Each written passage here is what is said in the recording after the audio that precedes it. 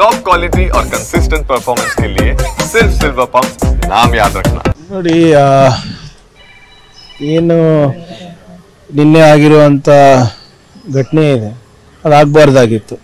ಈಗಾಗಲೇ ಮಾನ್ಯ ಮುಖ್ಯಮಂತ್ರಿಗಳು, ಉಪಮುಖ್ಯಮಂತ್ರಿಗಳು ಹಾಗೂ ಗೃಹ ಸಚಿವರು ಅದಕ್ಕೆ ಜವಾಬ್ದಾರಿಯನ್ನು ತಗೊಂಡಿದ್ದಾರೆ. ಇದನ್ನು ಏನು ನಿಮ್ಗೆ ಗೊತ್ತಿರೋ ಹಾಗೆ 18 ವರ್ಷ ಈ ಸಂಭ್ರಮಕ್ಕೆ ಕಾಯ್ತಾ ಇದ್ರು. ಸೊ ಜನರು ನಿರೀಕ್ಷೆಗಿಂತ ಹೆಚ್ಚಾಗಿ ಬಂದಿದ್ದಾರೆ. ಯಾವ ಸ್ಟೇಡಿಯಂನಲ್ಲಿ 35,000 ಜನ ಇರಬೇಕು, ಅಲ್ಲಿ 2.5-3 ಲಕ್ಷ ಜನ ಬಂದಿರೋದ್ರಿಂದ ಇದು ಅನಾಹುತ ಆಗಿದ್ರೆ ಹೌದು. ಇನ್ನೂ ಸ್ವಲ್ಪ ಬೆಟರ್ ಪ್ಲಾನಿಂಗ್ ಆಗಬೇಕಾಗಿತ್ತು ನಮ್ಮ ಕಡೆಯಿಂದ. ಮತ್ತು ಡೈರೆಕ್ಷನ್ಸ್, ನಿರ್ದೇಶನಗಳೇನಿದೆ ಅದನ್ನು ಇನ್ನೂ ಭಾಳ ಸ್ಪಷ್ಟವಾಗಿ ನಾವು ಪಬ್ಲಿಕ್ಕಿಗೆ ತಿಳಿಸ್ಬೋದಾಗಿತ್ತು. ಆದರೆ ಏನು ನಮ್ಮ ಕಾಲಾವಕಾಶ ಕೂಡ ನಮ್ಗೆ ಕಮ್ಮಿ ಇತ್ತು.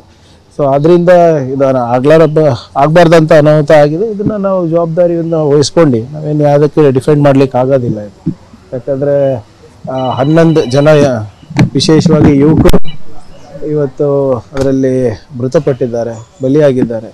ಏನಿದ್ರು ಕೂಡ ಸರ್ಕಾರ ಕುಟುಂಬದ ಜೊತೆ ಇದೆ. ಅವರ ಏನು ನಷ್ಟ ಇದೆ, ಅದೇ ತುಂಬಲಾರ್ದಂಥ ನಷ್ಟ ಇದೆ. ಪರಿಹಾರ ಕೂಡ ಘೋಷಣೆ ಆಗಿದೆ. ಬಟ್ ಇನ್ನು ಮುಂಬರುವ ದಿನಗಳಲ್ಲಿ ಇಂಥ ಘಟನೆ ಆಗ್ಲಾರ್ದಂಗೆ ನೋಡ್ಕೊಳ್ಳುವ ಜವಾಬ್ದಾರಿ ಸರ್ಕಾರದ ಆಗ್ತದೆ. ಅದನ್ನ ನಾವು ಮಾಡ್ತೀವಿ. ಕೆಲ ಅಧಿಕಾರಿಗಳ ಸೂಚನೆಯನ್ನ ಸರ್ಕಾರ ತಿರಸ್ಕಾರ ಮಾಡಿದ್ರು ಅಂತ ಆತಾತ್ರವಾಗಿ ಮಾಡಿದ್ದು, ಹರಿಯಾಗಿ ಮಾಡಿದ್ದು ಕೂಡ ಈ ಘಟನೆ ಕಾರಣ. ನೋಡಿ, ಯಾವ ಅಧಿಕಾರಿಗಳು ಸೂಚನೆ ಕೊಟ್ಟಿದ್ದಾರೆ ಅಥವಾ ಏನು ಸಲಹೆ ಕೊಟ್ಟಿದ್ದಾರೆ ಇನ್ನೂ ಸ್ಪಷ್ಟವಾಗಿ ಗೊತ್ತಿಲ್ಲ. ಒಂದು ಜವಾಬ್ದಾರಿ ಸರ್ಕಾರ ಇದ್ಮೇಲೆ ಇದನ್ನ ನಾವೆಲ್ಲನೂ ನಾವು ಸ್ವೀಕಾರ ಮಾಡಿ ಅದನ್ನ ನಾವು ಹೊಣೆಗಾರಿಕೆ ತಗೋಬೇಕಾಗ್ತದೆ.